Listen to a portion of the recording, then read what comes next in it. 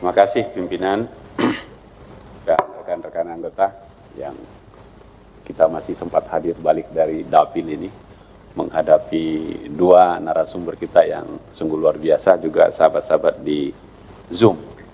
Terima kasih teman-teman, nanti gantian kalau sempat. Pertama-tama saya mengucapkan terima kasih untuk Bang Firman Wijaya dan juga Profesor Ezekiel untuk pandangan dan masukannya yang menurut saya sangat bermanfaat bagi kami di Komisi 3 yang akan menuntaskan kerja politik yang ditunggu publik ini.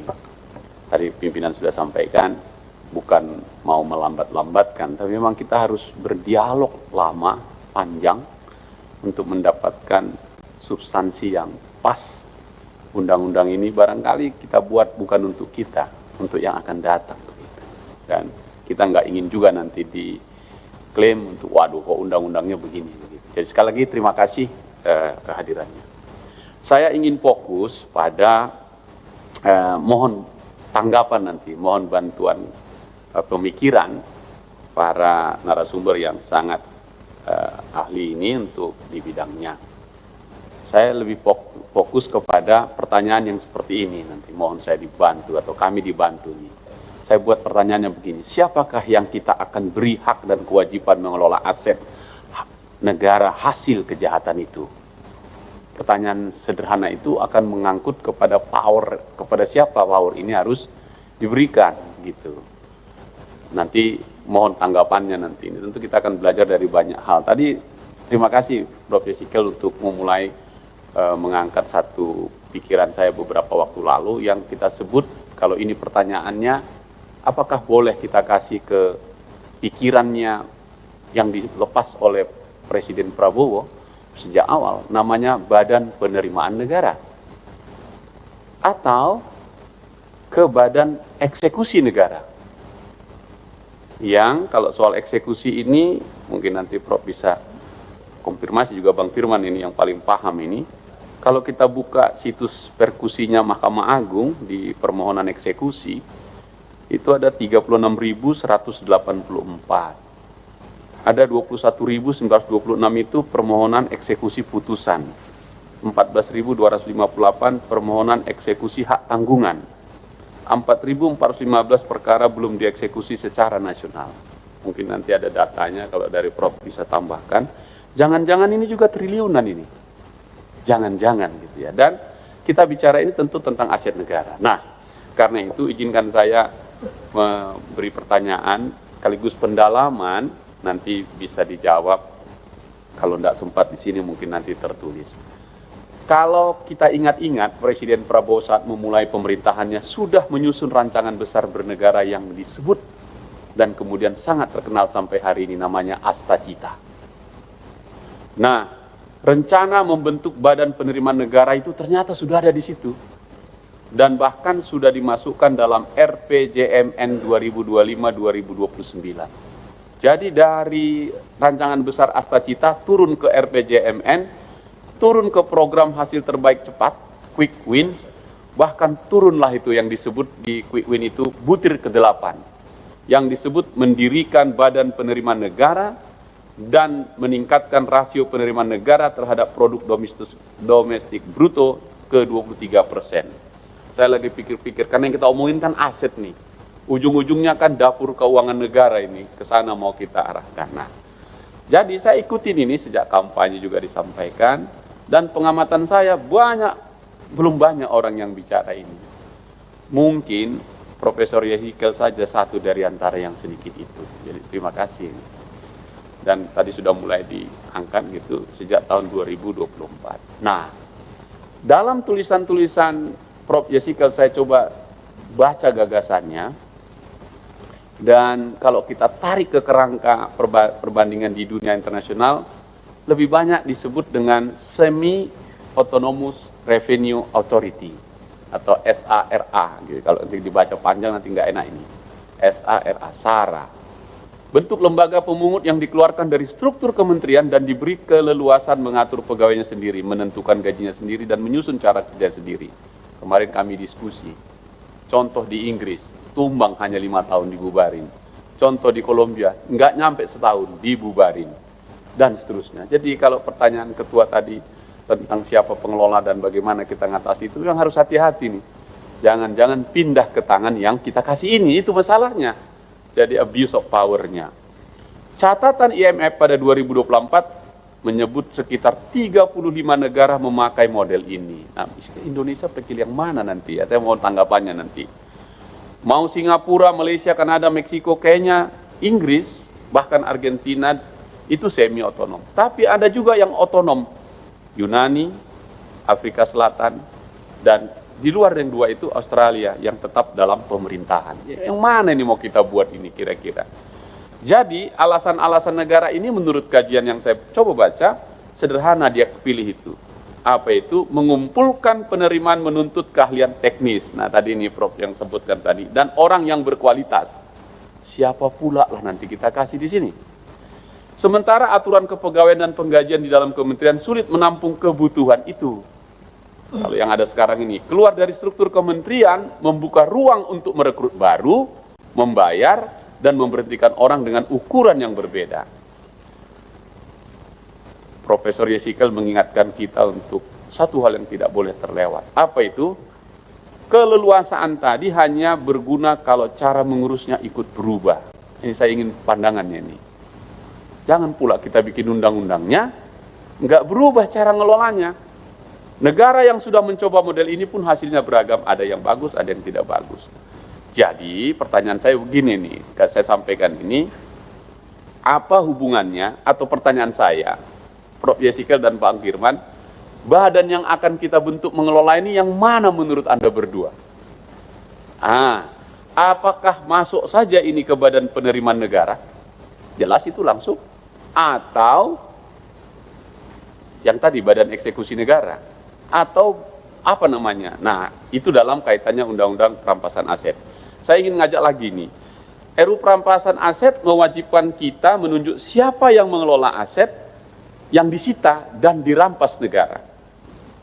Sudah 3 kali masa sidang kami di sini mendengarkan berbagai kalangan dan pilihannya mengerucut kepada 2 saja. Nanti Bang Firman pasti nggak setuju yang pertama saya sebut ini. Menyerahkannya kepada kejaksaan yang perangkatnya sudah berjalan, pasti Bang Firman nggak setuju ini. Atau mendirikan badan tersendiri di luar kejaksaan.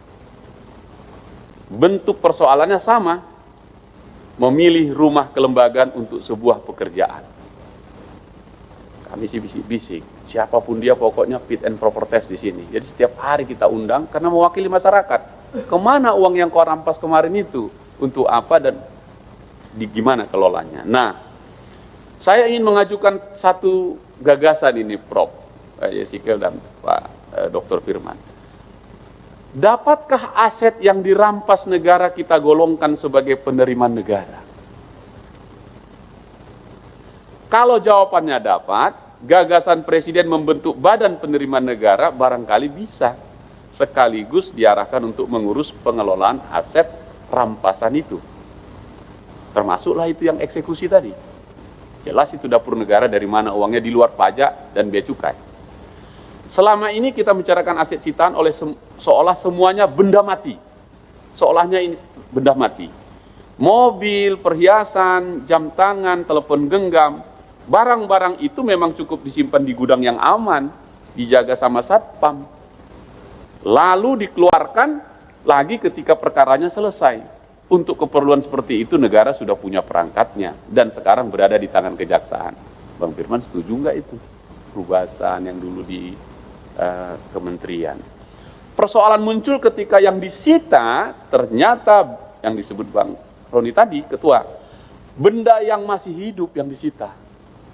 Kebun sawit yang harus dipanen, konsesi tambang dengan alat beratnya, kapal tongkang yang menuntut dok, peternakan berisi ribuan ekor sapi, hotel yang masih menerima tamu, pabrik yang masih berproduksi, rumah sakit swasta yang masih melayani pasien, perkebunan tebu beserta pabrik gulanya, armada truk logistik, perusahaan yang masih menggaji ribuan pekerja. Tidak ada gudang di negeri ini yang sanggup menampung benda semacam itu. Kalau begitu yang manalah mereka ini? Saya minta nanti tanggapannya ini. Aset yang hidup hanya bertahan nilainya kalau terus dijalankan Dan menjalankan berarti mengeluarkan uang lebih dulu. Beli solar, bayar pemanen, perbaiki jalan, dan lain-lain. Itulah yang sebabnya di Kolombia dibubarin. Bahkan di Inggris, lebih besar biaya menjalankannya daripada hasil yang didapatkannya. Ini yang kemarin kita sebut, jangan merampas kalau ujung-ujungnya jadi ampas. Nah, ini pertanyaan-pertanyaan kritis saja. Nah, sekarang tersedia jawabannya, kira-kira menurut kita seperti apa. Toh perkara itu selesai 3-4 tahun. Mengambang ini barang ini mau diapain.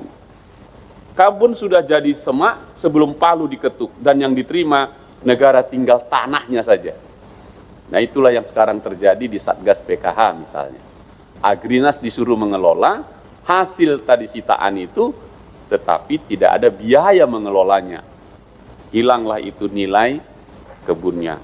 Nah, kalau kebun terus dipanen selama perkara berjalan, hasil panennya masuk ke kas negara setiap musim, atau sekitar perkaranya selesai kebun baru dijual. Boleh nggak dijual itu ketika dia disita misalnya lagi. Ada yang bilang pinjam pakai dan seterusnya, pinjam pakai dan seterusnya. Kalau dibiarkan negara kehilangan keduanya, ini jadi dilematis ini. Kalau begitu pada akhirnya saya menyimpulkan bahwa merawat aset yang disita dan dirampas adalah cara negara menyelamatkan uangnya sendiri. Pekerjaan itu berada persis di wilayah penerimaan negara. Sebab yang kita jaga di sana adalah nilai yang kelak masuk ke kas negara. Bagaimana pandangan Prof. Yesikel ini dan juga Bang Firman? Dari sudut itulah saya kira gagasan Presiden untuk membentuk badan penerimaan negara, saya tambahkan badan eksekusi negara yang putusan-putusan sudah ingkrah. Selama ini kita membicarakannya hanya sebatas pajak dan bea cukai. Nah, dari sanalah sebagian besar penerimaan datang. Ada bedanya ini. Untuk menaikkan penerimaan pajak, negara harus menggali sesuatu yang belum ada di tangannya. Sedangkan aset rampasan sudah berada dalam genggaman dan tinggal dijaga supaya tidak susut sebelum sampai. Apakah masukin ke bea cukai? Bukan, badan penerimaan negara yang lain gitu. Nah, kesimpulan saya ini, singkat terakhir, saya belum tiba pada kesimpulan, meskipun ini kesimpulan. Badan itu yang harus mengurusnya siapa ya? Mohon ini tanggapannya berdua ini narasumber. Kita sadar betul, merawat kebun memang bukan pekerjaan orang pajak. Apalagi jaksa. Yang ingin saya tanyakan kepada Prof. Yesikel dan Bang Firman Wijaya, kerangka tata kelola yang Bapak bikin, gagasan yang Bapak buat, boleh nggak kami pinjam itu untuk menjawab 3 hal sekaligus. 1, siapa yang menjalankan aset selama perkara berjalan, dari mana biayanya, dan kepada siapa hasilnya dipertanggungjawabkan. Kira-kira mudah-mudahan itu bisa menjadi trigger saja nih pimpinan, karena bagi saya RUU perampasan aset memang bukan ditujukan untuk menambah kas negara, melainkan mencabut hasil kejahatan dan memisahkannya dari pelaku. Tetapi setiap perampasan menciptakan kewajiban baru bagi negara, yaitu memelihara apa yang sudah diambilnya. Sebab pada akhirnya memisahkan harta dari pelakunya hanya separuh dari keadilan itu. Separuh sisanya terletak pada apakah harta itu masih berguna kita sampaikan ke tangan negara. Ini pertanyaan saja. Ini profesor dan doktor kita, Bang Roni juga di sebelah saya, doktor baru, pasti dia senang dengan challenging dari saya ini. Ini sekedar permintaan saja, mudah-mudahan bisa dijawab. Kalau nggak bisa dijawab nanti bisa tertulis. Terima kasih pimpinan.